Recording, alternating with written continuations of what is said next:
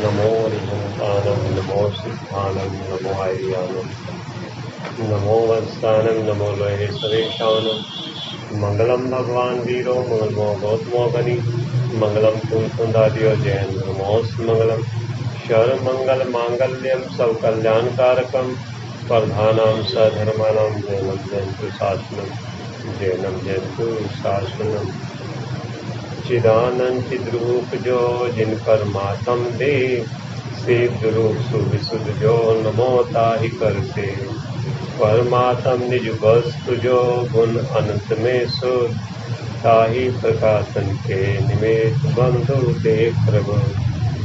श्री परमात्म प्रकाश नाम का ग्रंथ है। इसमें 16 नंबर की गाथा है।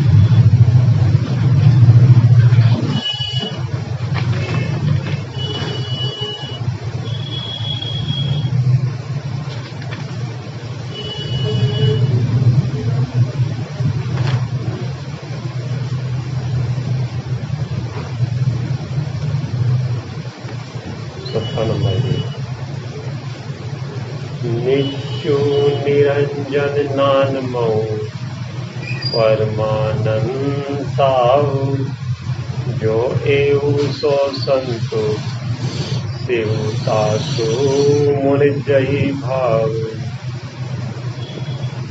आगे नित्य निरंजन ज्ञानमय परमानंद स्वभाव शांति और शिव स्वरूप का वर्णन करते हैं।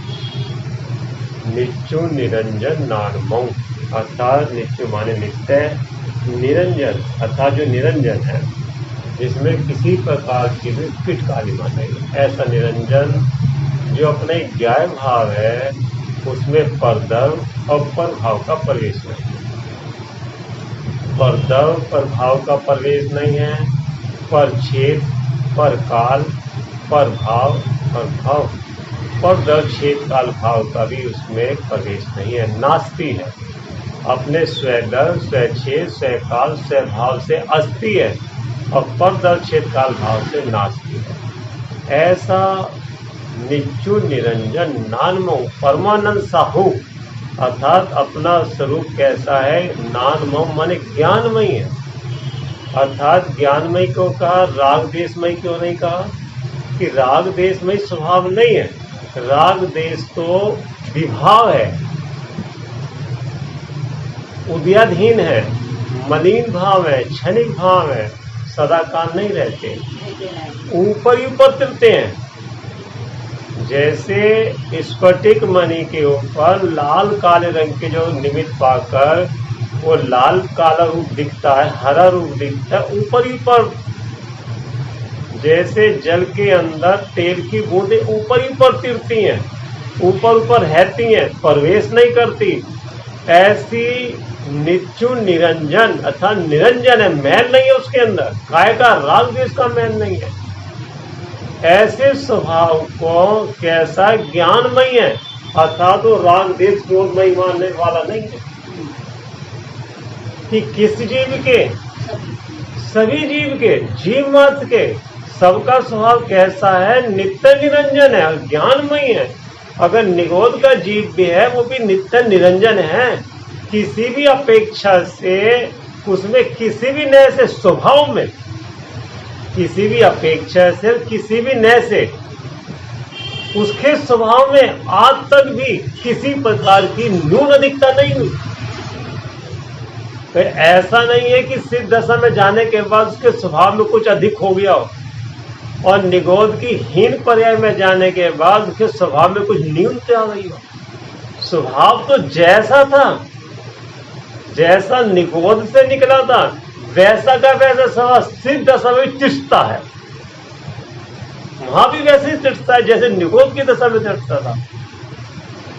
उनके स्वभाव में इसके स्वभाव में किसी प्रकार का अंतर नहीं है। ऐसे अपने स्वरूप को भी जो नित्य निरंजन ज्ञानमयी है, कैसा परमानंदमयी है, परमानंद है, पवित्र आनंद है, शांति और शिव स्वरूप का वर्णन करते हैं।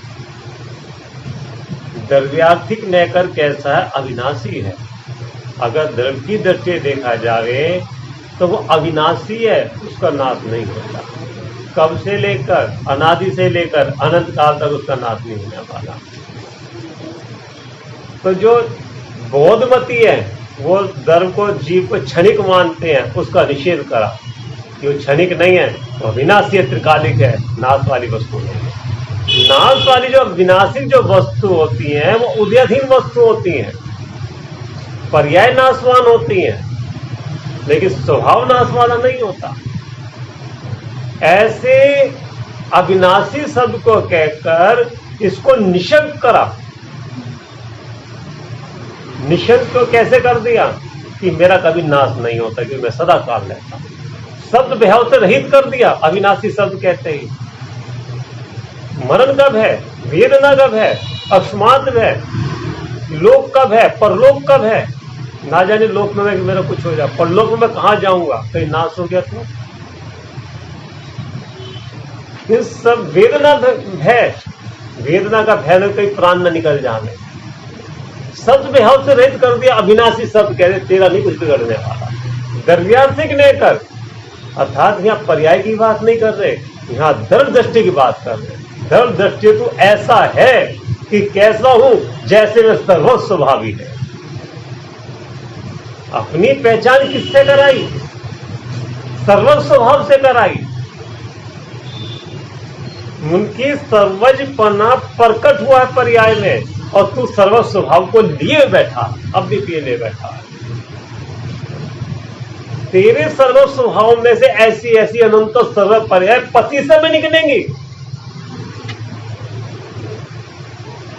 तेरे को धन्यवाद भी, वे केवली भगवान अपने ज्ञान में तेरे को धन्यवाद दे रहे हैं। धन्यवाद काय का दे रहे हैं कि तूने बहुत बड़ा का धन्य काम करा, धन्यवाद दिया बोले, अर्थात तेरा बड़प्पन करा, मान दिया तेरे को।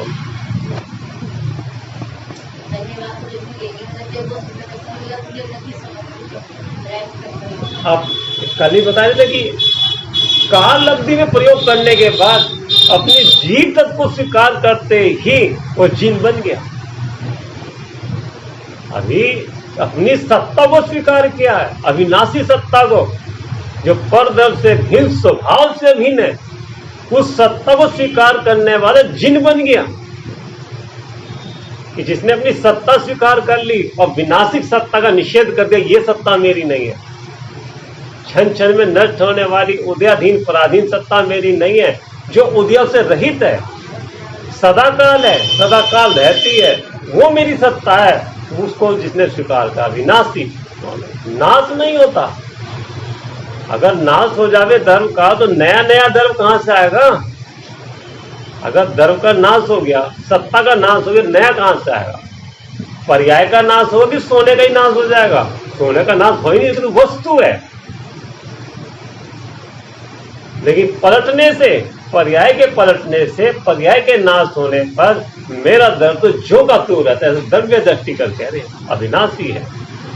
एक एक शब्द को ले लेकर उसकी महत्ता, कि उस शब्द की महत्ता क्या है, और उस शब्द, उस वाच्य, उस शब्द को अपने वाचक स्वरूप से मिलान करो, तब अपनी जाके महिमा की। मेरा दर्द कोई हल्का नहीं है, आज का नहीं है, एक दिन का नहीं है, 2 दिन का, आज और एक दो दिन की जो होती है पर्याय होती है, अवस्था थोड़े दिन की होती है।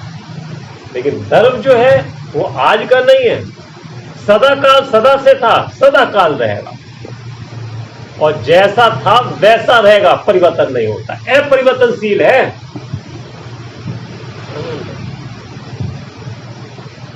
अगर आप परिवर्तन कहोगे तो भय लगेगा ना, कहीं परिवर्तन हो गया तो, परिवर्तन हो गया तो मेरे में परिवर्तन नहीं होता। परिवर्तन जिसमें होता है वो पर्याय है, और पर्याय मात्र में नहीं, मैं द्रव्यायक मात्र है, ऐसा। द्रव्यार्थिक नैकर अविनाशी और रागादिक उपाधि से रहित है। उपाधि है वो रागादिक का मतलब, मति शुद्ध अवधि मन पर ये उपाधि है, क्योंकि उन सब में कर्म सापेक्षता, कर्म निरपेक्षता है, और केवल ज्ञान भी पर्याय है। है तो स्वाभाविक पर्याय, उपाधि नहीं है, स्वाभाविक पर्याय है। हाँ, स्वाभाविक पर्याय है, लेकिन विनाशिक है, विनाशिक है। अरे वो केवल ज्ञान स्वरूप जिसमें से वो पर्याय निकली है केवल ज्ञान की, वो पर्याय अविनाशी शाश्वत रहने वाली, केवल ज्ञान की पर्याय विनाशी है। वो मैं नहीं हूं, केवल ज्ञान की पर्याय से मेरी पहचान नहीं है। एक समय की है ना, उत्पन्न हुई है तो जो उत्पन्न होती है वो पर्याय होती है, और जो वह होती है, मैं उत्पाद वैसे द्रव्य से रही ध्रुव वस्तु। केवल ज्ञान की पर्याय का ही निषेध करा, क्योंकि वो कर्म के क्षय होने पर उत्पन्न हुई है, लेकिन मैं उसके उत्पन्न और वह होने पर भी मौजूद रहा, ध्रुव का ध्रुव रहा। आप समझे? ऐसा समझो कि उस सोने के डले में से अंगूठी बन गई तो सोने में कुछ फर्क पड़ा क्या? सोना पड़ा क्या?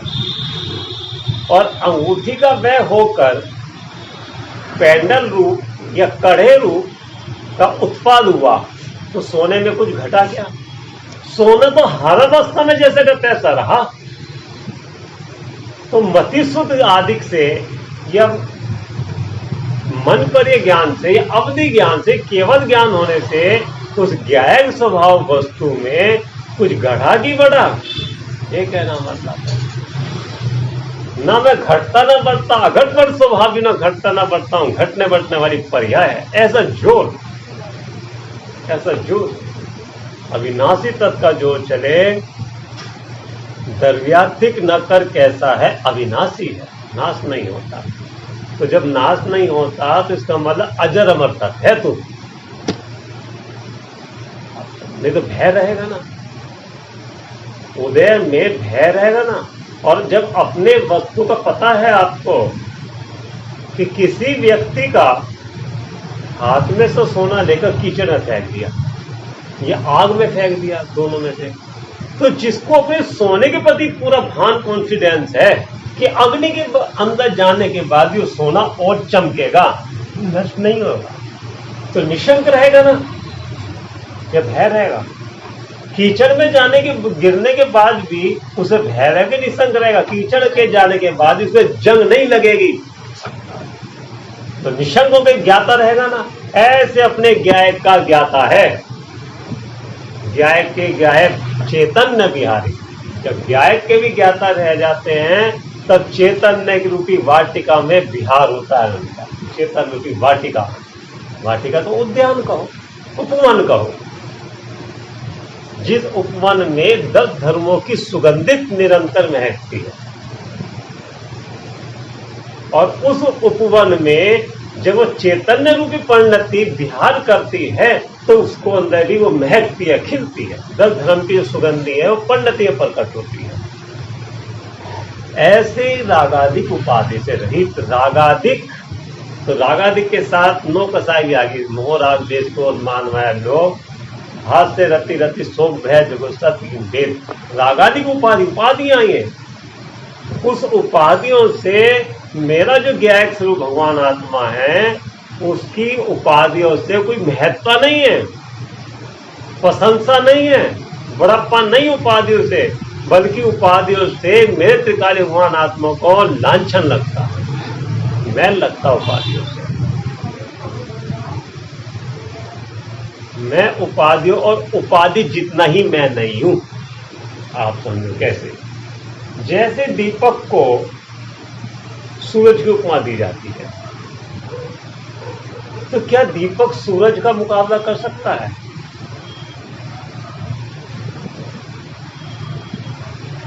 या भगवान के जो देह की प्रभा है, तो सूरज की उपमा दी, तो भगवान की जो शरीर की जो प्रभा है वो इतनी प्रकाशित है कि कोटि सूर्य भी एक साथ निकल जावे तो भी उसकी कोटि सूर्य की प्रभा हल्की पड़ जाती है। तो क्या कोटि सूर्य की प्रभा का कोई मुकाबला भगवान की शरीर के प्रकाश से? अलंकार रूप में ऐसा कहा जाता है। चंद्रमा की चंद्रमा की शीतलता को शीतलता कहा जाता है, लेकिन चंद्रमा की शीतलता तो कुछ देर के लिए शरीर को शीतल करती है, लेकिन हे प्रभु आपकी ये शांत दशा को देखकर मेरा चित्त शीतल हो जाता है। तो यहां ये कह रहे हैं उपाधियों से अपनी आत्मा का कोई बड़प्पन नहीं है, क्योंकि उन उपाधियों से अपनी आत्मा की कोई महत्ता नहीं, कीमत नहीं है, और उपाधि जितना नहीं है, उपाधि जितना नहीं है, उपाधियों से रहित है। ऐसा रागाधिक उपाधि से रहित अथवा कर्ममल रूपी अंजन से रहित, उपाधि से रहित और कर्ममल रूपी जो अंजन है, तो अंजन से रहित निरंजन है। ये निरंजन शब्द का इन्होंने खुलासा करा। कर्म रूपी मैल नहीं है तो अंजन नहीं है, मैल नहीं है, निरंजन है। जिसे लोक में चिमटा बजाने वाले को, साधुओं को या दाढ़ी वालों को निरंजन कहते हैं, वो सच्चे निरंजन नहीं है। निरंजन जिसे राग देश से रहित होकर, कर्म की मैल से रहित होकर अपने ज्ञान स्वरूप में जो रमनता करे, वो निरंजन है। उनको तो मैल लगा हुआ है, राग का मैल लगा हुआ है, कर्म रूपी धूल लगी हुई उनके। लोक में जिसे निरंजन कहते हैं वो निरंजन सच्चे निरंजन नहीं है। जिन्होंने अपने गायक की धुन में धूनी रमा ली वो निरंजन है। जो अग्नि में धूनी शरीर को तपाते वो निरंजन नहीं है। अन्य मत वाले करते नहीं है, अग्नि में चारों तरफ लगा के शरीर को क्या नाम तपाते हैं, कहते निरंजन है। निरंजन नहीं है। उस शरीर को तपाने से कर्म रूपी मैल दूर नहीं होगा, लेकिन ध्रुव की धधकती धगनी में जब निरंजन स्वरूप के आश्रय लिया जाएगा तब कर्म किटकाली में रहित होती है, तो वो सच्चे निरंजन है। रागाधिक उपाधि से रहित अथवा कर्म मल रूपी अंजन से रहित है। अगर पर्यायिक दृष्टि से देखा जाए वही पर्याय कर्म मल सहित है, रागाधिक सहित है, अगर पर्याय दृष्टि से देखा जाए। लेकिन उसी काल में, जिस काल में वह पर्याय कर्म रूपी मैल से सहित मैली हो रही है, उसी काल में अगर द्रव्य दृष्टि से देखा जाए अपना भगवान आत्मा शुद्ध स्वरूप का तिष्ठता है, नित्य निरंजन शुद्ध रूप से तिष्ठता है। वहां वो मैल, उसका प्रवेश नहीं होता मैल का, क्योंकि कर्मों का प्रवेश पर्याय तक ही है, संयोग का प्रवेश पर्याय तक, शरीर तक ही है। कर्मों का प्रवेश पर्याय तक ही है, स्वभाव में प्रवेश नहीं है पर का। काल का प्रवेश शरीर तक ही है, आत्मा में काल का प्रवेश नहीं। काल का जो भी कार्य होगा वो शरीर आदि पे ही होगा। कर्म का जो भी कहना कार्य उदय आएगा वो शरीर पे आएगा, भगवान आत्मा पे नहीं आएगा। जो कर्म से रहित है वो कर्म से रहित होता है। कर्म से रहित द्रव्य दृष्टि कर अपनी दृष्टि को द्रव्य दृष्टि का आश्रय लेकर अपने उपयोग को उसमें बार बार झुकाने से कर्म से रहित हुआ जा सकता है। वर्तमान में भी हो रहे हैं, भूतकाल में भी हुए थे और भविष्य में भी होंगे, तीनों काल में होंगे। हमने सुना कि वर्तमान में मोक्ष नहीं है, वर्तमान में मोक्ष नहीं है, लेकिन मोक्ष का मार्ग तो है। और फिर ये देखो, जिस काल में उसने भव से रहित भगवान को देख लिया, कर्मों से रहित निष्कर्म को देख लिया, मोह से रहित निर्मोही स्वरूप को देख लिया जिस काल में, तो फिर मोक्ष किस काल में कहा जाएगा उसका? पंचम काल में कि मोक्ष की पर्याय कौन से काल में आई? सिद्ध की पर्याय कौन से काल में आई? चौथे के पांचवें में तो हुआ ना मोक्ष।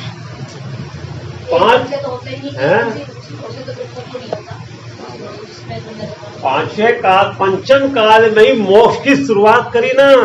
ये कहना तुम कहते हो मोक्ष नहीं होता पंचम काल में? पंचम काल में नहीं आने का, कि पंचम काल का उन्होंने काल का अभाव कर दिया। उन्होंने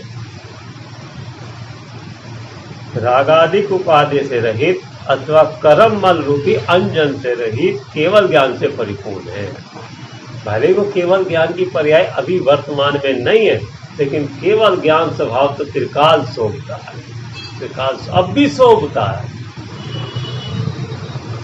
तो पर्याय केवल ज्ञान की पर्याय तो जब आएगी तो आएगी, वो मुक्ति की पर्याय जब आएगी तब तो आएगी, लेकिन हम तो अपने को अपनी मुक्त स्वरूप देखते हैं, मुक्त ही देखते हैं।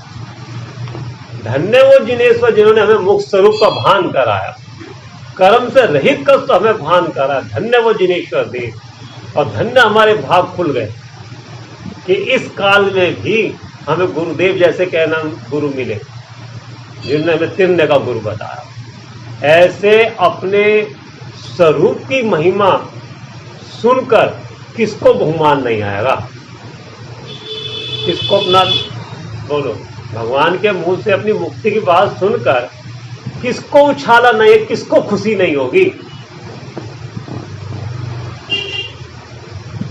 यहां ये कह रहे हैं, द्रव्यात्मिक न कर अविनाशी, रागादिक उपाधि से रहित अथवा कर्म मल रूपी अंजन से रहित, केवल ज्ञान से परिपूर्ण। अर्थात यहां तो पर्याय से पूर्ण कहा, स्वभाव से पूर्ण है, और स्वभाव की बात कर रहे हैं। केवल ज्ञान से परिपूर्ण, अर्थात केवल माने मात्र ज्ञान, मात्र ज्ञान से पूर्ण है।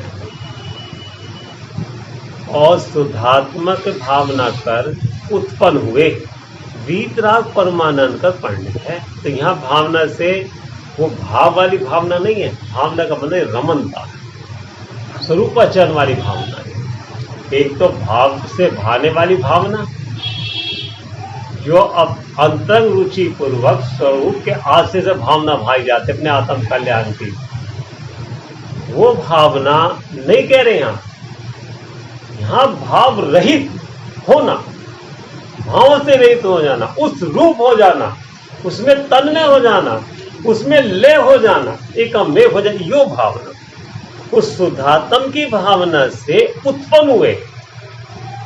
कैसा सुख है, वीतराग परमानंद का पंडित है। कौन पंडित है? वो पर्याय वीतराग रूप परिमित होती है, द्रव पंडित नहीं होता, द्रव नहीं परिमन करता, पर्याय परिमन करती है। द्रव तो आदि से अंत काल तक उसमें तो राग द्वेष है नहीं, वीतराग स्वरूप ही है वो, तो परमानंद कर है ही वो। तो उसका आश्रय लेने पर, द्रव का आश्रय लेने पर पर्याय में वीतराग रूप परिणति प्रकट होती है। परमानंद कर, परम आनंद कर पंडित होती। कौन पंडित हुई? पर्याय पंडित होती है। तो पर्याय पंडित और दर कोई पंडित ने कहा कि दर भी पंडित होता है। और जो दूध है और वो खोया रूप या दही रूप या मक्खन रूप, जो पनीर रूप पंडित हुआ, तो दूध तो पंडित हुआ। सोने तो अंगूठी चैन रूप पंडित हुआ। ऐसा नहीं है कि वो सोना उस अंगूठी चैन से जुदा पड़ा हो। ऐसा नहीं है कि वो मति सुख की पर्याय, अवधि मन पर्याय, केवल ज्ञान की पर्याय, सिद्ध की पर्याय से वो दर जुदा पड़ा। प्रत्येक पर्याय में दर मौजूद रहता है, लेकिन मौजूद रहते द्रव जो का तो रहता है, पर्याय उत्पाद व्यय होती रहती है। इसलिए तो ध्रुव कहा।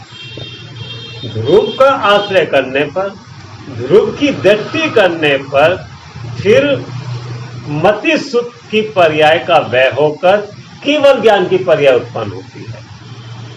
ध्रुव स्वरूप का आश्रय लेने पर मिथ्यात अनंतान बंदी की पर्याय का व्यय होकर सम्यक आदि, सम्यक ज्ञान आदि, सम्यक चाय की पर्याय प्रकट होती है। ध्रुव का आश्रय लेने पर मिथ्यात अनंतान बंदी का अभाव होता है, लेकिन पर्याय का आश्रय लेने पर मिथ्यात का पर्याय का उत्पन्न नहीं होता, वीतराग पर्याय उत्पन्न नहीं होता। क्योंकि पर्याय के आश्रय से पर्याय नहीं उत्पन्न होती, द्रव के आश्रय से पर्याय उत्पन्न होती है। क्यों होती है? बोलो बोलो। पर्याय के आश्रय से पर्याय क्यों नहीं उत्पन्न होती? पर्याय क्षणिक है। जिसको हम आश्रय लेने जाएंगे उतनी देर में तो नासिक को प्राप्त हो जाएगी। तुम पर्याय को व्यय करने जावे कि पर्याय में गायब को देखे? तो पर्याय को पलटने का फिर पर्याय से झूठा है ना कि इसको हटाओ इसको लाओ। वो स्वयं ही अगले समय जब रहने वाली नहीं है तो उसकी चिंता में क्यों पड़े? समझ आई ना बात? हम अपनी ज्ञान की शक्ति उसमें क्यों लगावें जो पर्याय स्वयं मरने वाली अगले समय, और दूसरी पर्याय अपने आप ही आएगी उसके जाते ही। तो उसको लाने की चिंता में और उसको हटाने की चिंता में अपनी शक्ति को सारा उसमें लगावे कि अपने ज्ञान की शक्ति को ज्ञान स्वरूप में लगावे। मिथ्या पर्याय है, पर्याय को हटाना, उसको लाना, हमारे लाने से आने वाली नहीं और हमारे कहने से हटाने से हटने वाली नहीं। आप समझना। फिर उसको हटाना क्यों चाहते हैं? उससे अपना उसका बुरा मानते हो, तो उसको लाना क्यों चाहते हो पर्याय को? उस पर्याय से अपना भला चाहते हो, और पर्याय में लाभ नुकसान नहीं होता, पर्याय से भला बुरा नहीं होता। पर्याय में जुड़ान करने से भला बुरा होता है, पर्याय के ज्ञाता रहने से क्या नाम बंद थोड़ी होता, भला बुरा भी नहीं होता।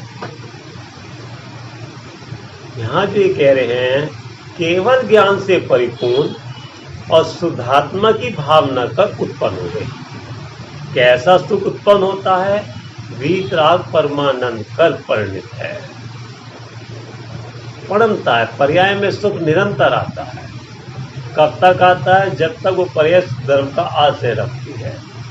तो जब तक पर्याय धर्म का आश्रय रखती है तब तक उसमें सुख आता ही रहता है, और जब पर्याय धर्म का आश्रय नहीं करती, निचले गुण स्थान में उपयोग भाव शुभ शुभ में आता है, तो भी पर्याय में उसकी कुमारी तो बनी रहती है, उसकी याद तो बनी रहती है, उसका स्वाद का तो निरंतर उसको ख्याल में रहता ही है। और स्वाद का बार बार कुमारी को याद कर करके, स्वाद का आश्रय ले लेकर उसको याद कर करके, उपयोग को फिर स्वभाव में तन में करके उसमें मगन करके फिर स्वभाव में चली जाती है। जो ऐसा है वही शांत रूप है। कैसा है?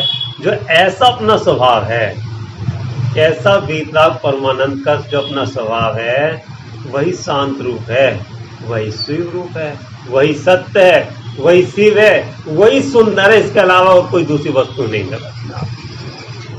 और तो हम क्या है कि ज्ञाय ही सब कुछ है, ज्ञाय के अलावा जगत में कुछ है ही नहीं।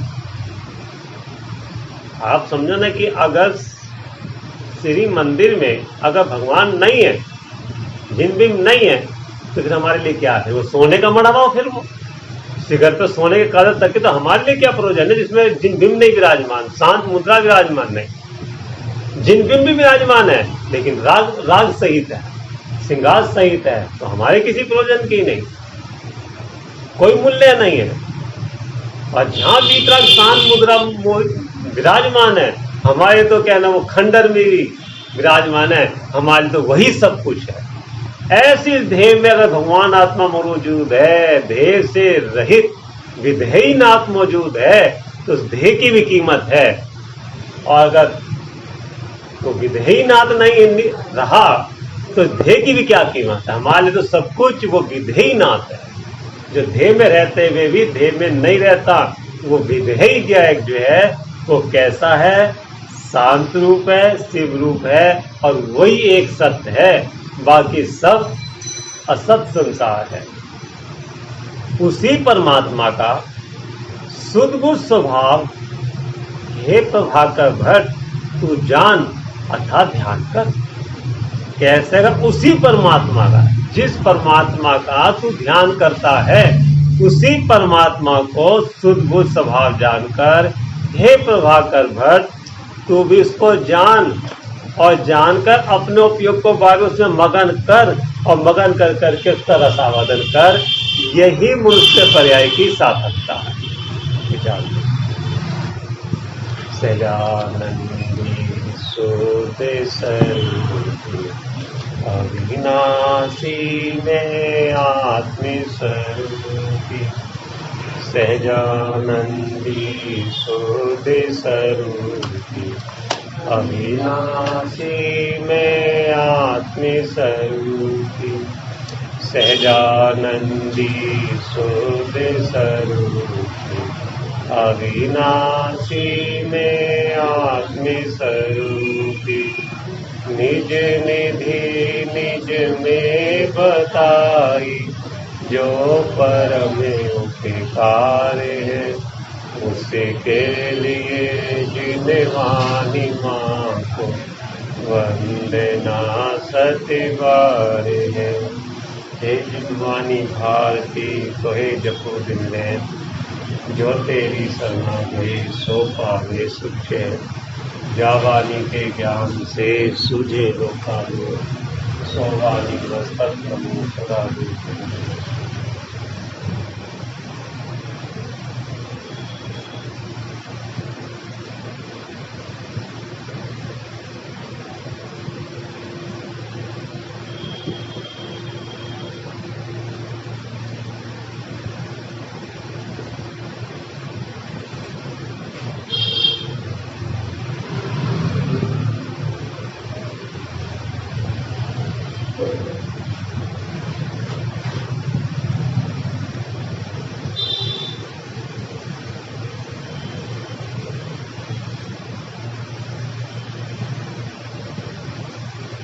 जो आश्रम जीवानी माता महाराज